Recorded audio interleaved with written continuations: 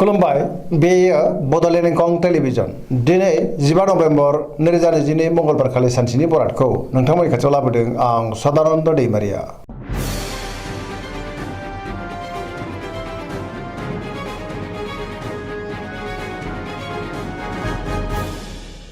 सिगां फरायनो लादों मेष राशि गिबि हांखो अ ल दिनैनि साना जोबोर मोजां समाजाव लोगो लेवा बांनो हागौ बयजोंबो गोरोबनो रोंगोन मावनो लानाय खामानिखौ थि समावनो आरो गोरलैयैनो मावफुंनोबो हागोन सोरजोंबा बाख्नायजानोबो हागौ गोसोआ दिनै जोबोर गोजोनगोन देहाया मोजाङै थागोन अब्लाबो नाथाय जानाय लोंनायाव सांग्रां जानांगोन रांखावरियाव मोजां अब्लाबो नाथाय खरसायाबो बांनो हागौ बेफार फालांगियाव मोजां होनजायो सोरबा लोगोनिफ्राय मोजां खौरां फैनोबो हागौ नखराव दिनै अननानै फैगोन बिसि फिसायनि गेजेराव मोजां सोमोन्दो थागोन गोसोनि बोलोआबो बांगोन समाजाव दिनै बयजोंबो मान होजागोन लाइमोनफ्रा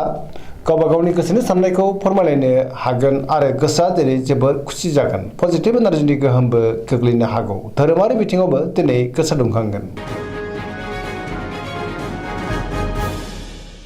वृष राशि गिबि हांखो इ अ ब दिनैनि साना मोजां आरो गाज्रिनि गेजेरजों बाबेनलांगोन गोसोखौ जोबोर गुलाय गुजाय मोननो हागौ गोसोनि साननायफ्रा देबर नांनो हागौ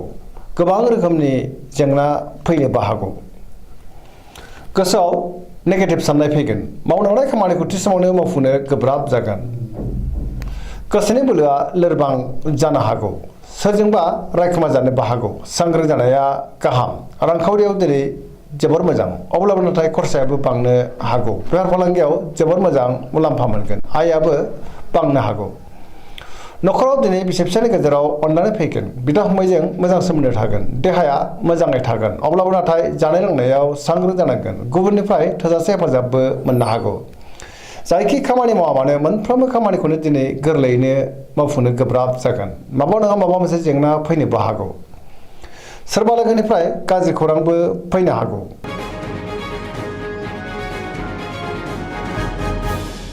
मिथुन राशि गिबि हांखो क स दिनैनि साना बारा मोजां नङा नेगेटिभ एनार्जिनि गोहोम गोग्लैनो हागौ गोसोआव गोनो गोथो साननाय फैगोन गुबुननि थाखाय नाङा फाङा जेंनायाव गोग्लैनांनोबो हागौ गोबां बिथिङाव जेंना नुजाथिगोन गियाननि आंखाल जानोबो हागौ गोसोआ दिनै जोबोर उसुखुथु जागोन देहाया मोजाङै थागोन अब्लाबो नाथाय जानाय लोंनायाव सांग्रां जानांगोन बेफार फालांगियाव मोजां रांखावरियाव मोजां होनजायो आयाबो बांनो हागौ समाजाव दिनै मान मोनगोन गुबुनजों मोजां सोमोन्दो लाखिनो नाथाय गोब्राब जागोन सोरबाजों लोगोजों रायखोमा जानोबो हागौ माबा नङा माबा मोनसे नेगेटिभ एनार्जिनि गोहोमबो गोग्लैनो हागौ लाइमोनफोरा जोबोर रमान्टिक जागोन आरो गावबा गावनि गोसोनि साननायखौ फोरमायलायनोबो हागोन। कर्कट राशि गिबि हांखो द ह दिनैनि साना मोजां आरो गाज्रिनि गेजेरजों बाबेलांगोन गोसोखौ दिनै जोबोर उसुखुथु मोनगोन गोसोआव गोनो गोथो साननाय फैगोन सोरजोंबा दान्थे बिदान्थे जानोबो हागौ गुबुनजों बाङाय बुंनायानो गाहाम सोरबा लोगोआ रायखोमानोबो हागौ आरो सोरनिबा गाज्रि नोजोर नांनोबो हागौ सांग्रां जानाया गाहाम गोसोनि साननायफ्रा देबर नांगोन गोसोआव दिनै नेगेटिभ साननाय फैनोबो हागौ मावनो हानाय खामानिखौ मावफुंनो हागोन रांखावरियाव मोजां अब्लाबो नाथाय खरसायाबो बांनो हागौ बेफार फालांगियाव मोजां होनजायो आयाबो दिनै बांनो हागौ नखराव बिसि फिसायनि गेजेराव एना एनिबो फैनो हागौ गोसोनि साननायफ्रा गोरोबलायाबो जानो हागौ देहाया दिनै मोजाङैनो थागोन अब्लाबो नाथाय नेगेटिभ एनार्जिनि गोहोम गोग्लैनो हागौ।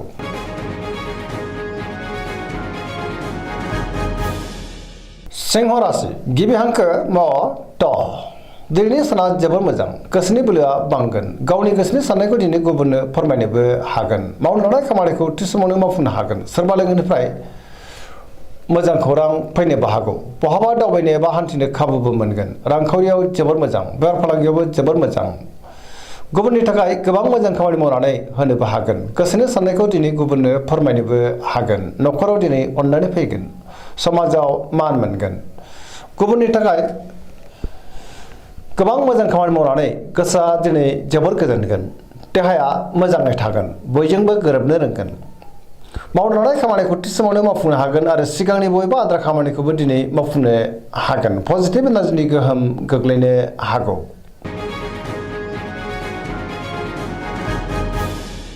कन्या राशि गिबि हांखो प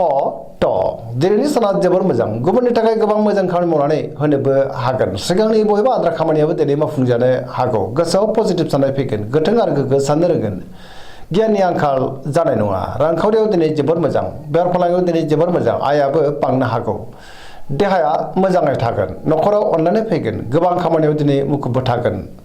सोरबा लोगोनिफ्राय मोजां खौरां मोननोबो हागौ पजिटिभ एनार्जिनि गोहोम गोग्लैगोन लाइमोनफ्रा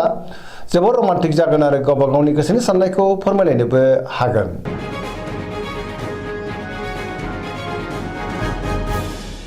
तुला राशि गिबि हांखो र ट दिनैनि साना जोबोर मोजां समाजाव लोगो लेवा बांनो हागौ गोसोनि बोलोआ बांगोन गावनि गोसोनि साननायखौ दिनै गुबुननो फोरमायनोबो हागोन मावनो लानाय खामानिखौ थि समावनो आरो गोरलैयैनो मावफुंनो हागोन देहाया मोजाङै थागोन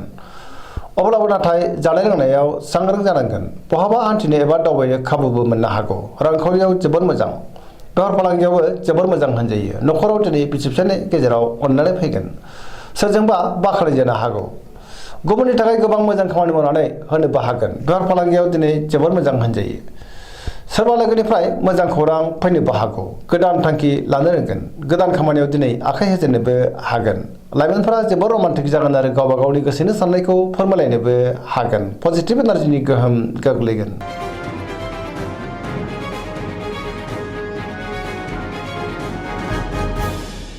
वृश्चिक राशि गिबि हांखो न स दिनैनि साना जोबोर मोजां गोबां मोजां खाबु फैनोबो हागौ गुबुननि थाखाय गोबां मोजां खामानि मावनानै होनोबो हागोन समाजावबो लोगो लेवा बांनो हागौ गोबां मुंदांखा सुबुंजों दिनै लोगो मोनज्लायनोबो हागौ पजिटिभ एनार्जिनि गोहोम गोग्लैगोन बहाबा दावबायनो एबा हान्थिनो खाबुबो मोननो हागौ सोरबा गोजाम लोगोजों बहाबा लोगो मोनज्लायनानै गोसोखौ दिनै जोबोर गोजोननाय मोनगोन गोसोआव गोग्गो आरो गोथों साननाय फैगोन गियाननि आंखाल जानाय नङा मावनो लानाय खामानिखौ थि समावनो आरो गोरलैयैनो मावफुंनोबो हागोन गुबुननिफ्राय थोजासे हेफाजाबबो मोनगोन गोसोनि साननायफ्रा दिनै मोगथाङाव जाफुंनो हागौ गोसोनि बोलोआबो बांगोन समाजाव बयजोंबो अनसायजागोन न'खराव अनलायनाय फैगोन बिदा फंबायनिफ्राय थोजासे हेफाजाब मोननो हागौ सेंग्रा सिख्लाफ्रा दिनै जोबोर रमान्टिक जागोन आरो गावबा गावनि गोसोनि साननायखौ फोरमायलायनोबो हागोन देहाया मोजाङैनो थागोन धोरोमारि बिथिङावबो गोसो दुंखांनो हागौ फरायसाफ्रा दिनै फरायनायाव गोसो दुंखांगोन आरो मोजां फिथाइ मोननोबो हागोन गोसोआ दिनै जोबोर रमान्टिकबो जागोन लाइमोनफ्रा गावबा गावनि गोसोनि साननायखौ फोरमायलायनो हागोन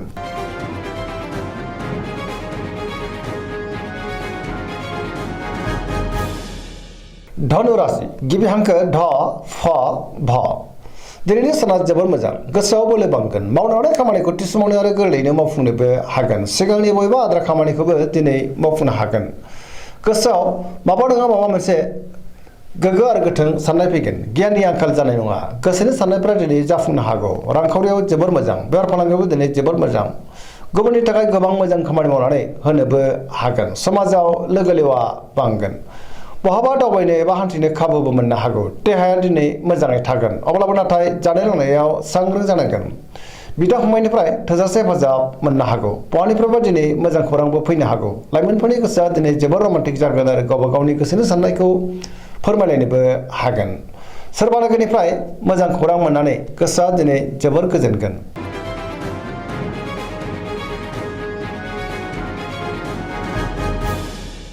मकर राशि गिबि हांखो ख ज दिनैनि साना जोबोर मोजां गोबां मोजां खाबुखौ दिनै मोननोबो हागौ सोरबा लोगोनिफ्राय मोजां खौरां फैनोबो हागौ गोसोनि साननायफ्रा जाफुंगोन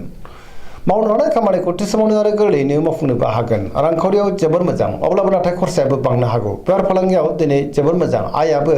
बांनो हागौ गोबां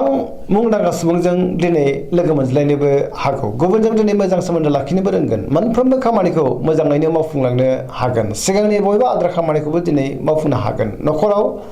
अनलायनाय फैगोन बिदा फंबायनिफ्राय थोजासे हेफाजाबबो मोननो हागौ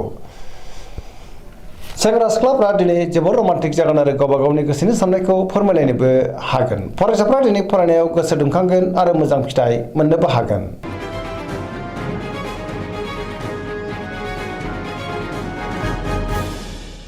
कुम्भ राशि गिबि हांखो ग स दिनैनि साना जोबोर मोजां गोसोखौ दिनै जोबोर गोजोननाय मोनगोन सोरबा लोगोजों बाख्नाय जानो हागौ गोसोआव गोग्गो आरो गोथों साननाय फैगोन मावनो लानाय खामानिखौ थि समावनो आरो गोरलैयैनो मावफुंनोबो हागोन सोरबा लोगोनिफ्राय मोजां खौरां मोननानै गोसोआ दिनै जोबोर गोजोनगोन समाजावबो दिनै मान मोननो हागौ गोबां मुंदांखा सुबुंजों दिनै लोगोबो मोनलायनो हागौ रांखावरियाव जोबोर मोजां बहानिफ्रायबा गोबां धोन आरजिनोबो हागोन देहायाबो दिनै मोजाङैनो थागोन गुबुननि थाखाय गोबां मोजां खामानि मावनानै होनोबो हागोन बिमा बिफानि अननाय आरो बोरखौ दिनै मोननो हागौ बहाबा थाङोब्ला दिनै जोबोर मोजां आरो मोजाङैनो हान्थिनोबो हागोन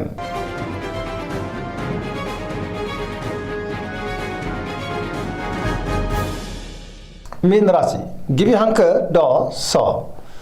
दिनैनि साना बारा मोजां नङा गुबुननि थाखाय नाङा फाङा जेंनायाव गोग्लैनांनो हागौ